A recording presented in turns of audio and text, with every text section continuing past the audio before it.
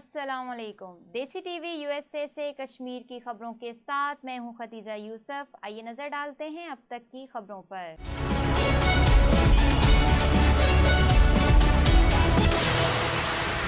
भारत के गैर कानूनी जेर कब्जा जम्मू कश्मीर में भारतीय फौजियों ने रियासती दहशतगर्दी की जारी कार्रवाइयों के दौरान गुज़श्ता माह जुलाई में 6 कश्मीरियों को शहीद किया।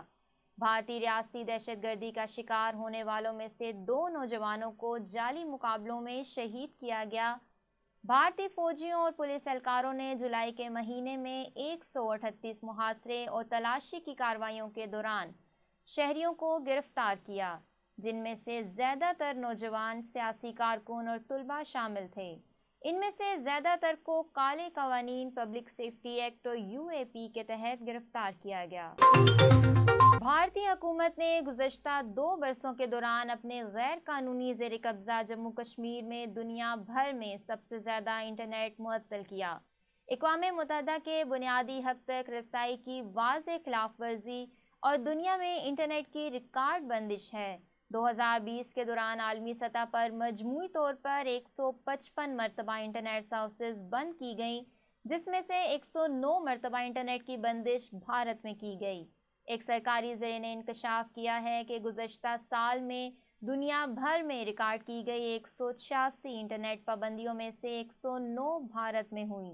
इंटरनेट की बंदिश से पुलवामा, श्रीनगर और कुलगाम के मकबूजा इलाके के सबसे बुरी तरह मुतासिर हुए। डिजिटल राइट्स के माहिरीन के मुताबिक इंटरनेट की बंदिश बैनुल-अक़वामी इंसानी हकूक़ के कवानीन की सरीहन खिलाफ वर्जी है। इंटरनेट की मुअत्तली लोगों के लिए तकलीफ का बायस बनती है और इनका कारोबार भी मुतासिर होता है, क्योंकि मौजूदा दौर में ज़्यादातर कारोबारी सरगर्मियाँ इंटरनेट सर्विसेज पर मुनहसर हैं। गैर कानूनी तौर पर भारत के ज़ेर कब्ज़ा जम्मू कश्मीर में जनूबी कश्मीर के ज़िला इस्लामाबाद में आतिशज़दगी के 2 वाक़यात में कम अज़ कम 14 दुकानों और 1 मदरसे को नुकसान पहुँचा। आतिशज़दगी से ज़िला के इलाके खादा बाज़ार में 14 दुकानों को नुकसान पहुँचा।